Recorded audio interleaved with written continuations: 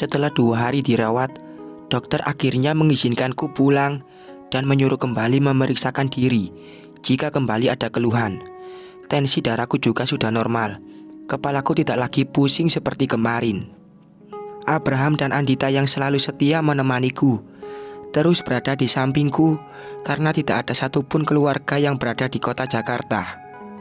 Mereka rela tidak bekerja hanya demi aku yang bukan siapa-siapa. Sungguh terharu aku dibuatnya. "Bu, itu bukannya suami Bu Maila?" tanya Andita, seraya menunjuk laki-laki yang sedang berjalan terburu-buru di koridor rumah sakit menuju poli kesehatan ibu dan anak. "Ngapain Ibnu ke poli Kia, Mai?" Abraham menatap penasaran. "Aku nggak tahu, Bram," sahutku pelan, "karena tubuh ini masih terasa lemas." Ragu-ragu aku berjalan perlahan menuju poli KIA. Ingin mencari tahu apa yang sedang suamiku lakukan di dalam sana. "Pakai kursi roda, Mai," tita Abraham. Aku langsung duduk di atas kursi roda yang tersedia dan segera masuk ke poli tersebut. Dadaku bergemuruh hebat ketika melihat Lucy sedang duduk mengantri di depan ruang periksa kandungan, didampingi oleh Mas Ibnu yang terus saja mengusap lembut rambutnya. Apa dia sedang mengandung anak Mas Ibnu? Ya Allah, sakit sekali rasanya diri ini melihat pemandangan seperti itu. Ternyata cinta di hatiku masih ada, dan hati ini terbakar cemburu ketika melihat Lucy bergelayut manja di lengan pria yang masih berstatus sebagai suamiku itu. Aku pikir setelah kejadian kemarin Mas Ibnu akan berpaling dari Lucy dan meninggalkan wanita ular tersebut. Ternyata dugaanku salah. Dia masih saja lengket dengan si ulat bulu. Bahkan sekarang ditambah kehadiran seorang bayi yang akan semakin mempererat hubungan mereka. "Mai, kamu kenapa? Apa kamu cemburu melihat mereka?" tanya Abraham, menarikku dari lamunan. "Kita pulang, Bram," sahutku dengan suara parau, menahan sesaknya dada yang seperti sedang tertimpa batu besar. "Maila, come on, move on dong dari kadal buntung itu.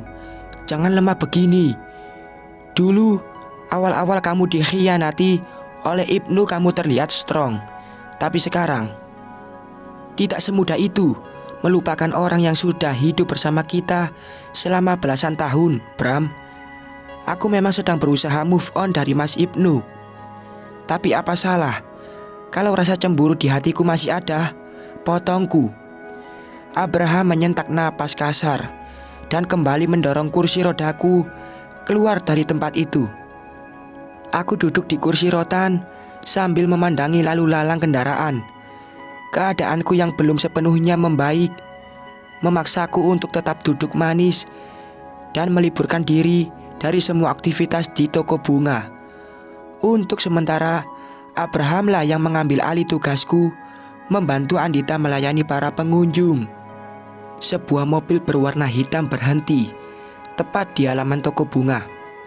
Mas Ibnu dan Lucy keluar sambil bergandengan mesra, membuat jantungku berkedut nyeri melihatnya.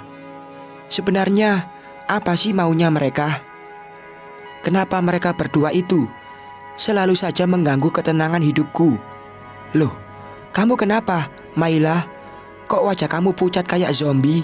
tanya Lucy sambil menatap mengejek.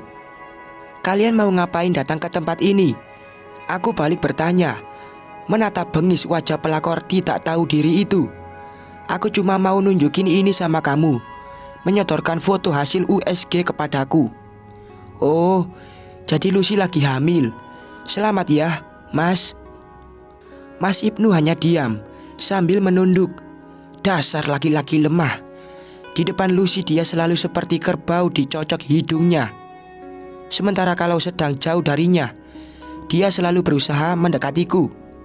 "Kok ekspresinya kayak gak suka begitu, Mai? Cemburu ya?" "Aku cemburu sama kamu." Lucy mengangkat satu ujung bibir. "Wajahnya biasa aja dong. Dasar buruk rupa," umpatnya sembari mengelus-ngelus perut. "Kamu yakin Itu anak kamu, Mas. Aku menatap tajam wajah Mas Ibnu yang sejak tadi diam tanpa kata. Maksud kamu apa, Maila? Sentak Lucy, hendak menarik hijabku. Namun aku segera menjauh darinya. Aku gak yakin 100% kalau anak yang ada di perut Lucy itu anak kamu. Kamu lupa ya, kalau kamu ikut KB vasektomi supaya aku gak hamil lagi. Kini mata Lucy dan Mas Ibnu membulat sempurna hingga bola mata keduanya hampir lepas. Nih, aku kasih lihat sesuatu ya, Mas. Mengambil gawaiku, menunjukkan hasil rekaman CCTV saat Lucy memasukkan laki-laki asing ke dalam kamar. Dan tunggu, ternyata ada rekaman video baru yang menunjukkan adegan tidak senonoh Lucy dengan laki-laki tersebut di ruang tamu. Wajah ulut keket itu seketika berubah pias karena dia tidak tahu kalau aku memasang CCTV di setiap sudut rumah Mas Ibnu. Ini pasti rekayasa, Maila. Mas, gila perempuan berambut keemasan itu dengan suara dibuat-buat manja. Bodoh sekali kalau Mas Ibnu masih mempercayainya setelah melihat video tersebut. Karena dalam video berdurasi beberapa menit itu jelas-jelas Lucy sedang melakukan adegan 21 dengan pria lain. Katakan, Lucy, siapa laki-laki itu? Suara bariton Mas Ibnu menggelegar, membuat semua orang yang ada langsung menatap ke arah kami. Begitu juga dengan Abraham yang sejak tadi terlihat sibuk melayani para tamu toko. Dia menghampiriku, mendorong tubuh Mas Ibnu karena dia pikir calon mantan suamiku itu telah menyakitiku. Duh, ada pasangan. Maila keluar, celetuk Lucy, merasa dia manusia paling suci. Ya Allah, ular keket, sedang dalam masalah pun kamu masih bisa mencaci orang. Kamu diam, Lucy. Yang pasangan itu kamu sama laki-laki itu, hardik Mas Ibnu sambil menunjuk wajah Lucy. Puas aku melihatnya. Menjijikan. Aku sudah memilih kamu daripada istriku. Ternyata kamu malah mengkhianati cintaku. Aku pikir kamu benar-benar mencintaiku, seperti yang selalu bibir manismu ucapkan. Sungguhnya lagi. Mas, itu fitnah. Itu rekayasanya Maila untuk memisahkan kita, bantah Lucy dengan linangan air mata. Dasar ratu drama. Habis ini pasti Mas Ibnu luluh dan mempercayai ucapan gundiknya. Mas Ibnu menepis tangan wanita ular itu ketika hendak meraih lengannya.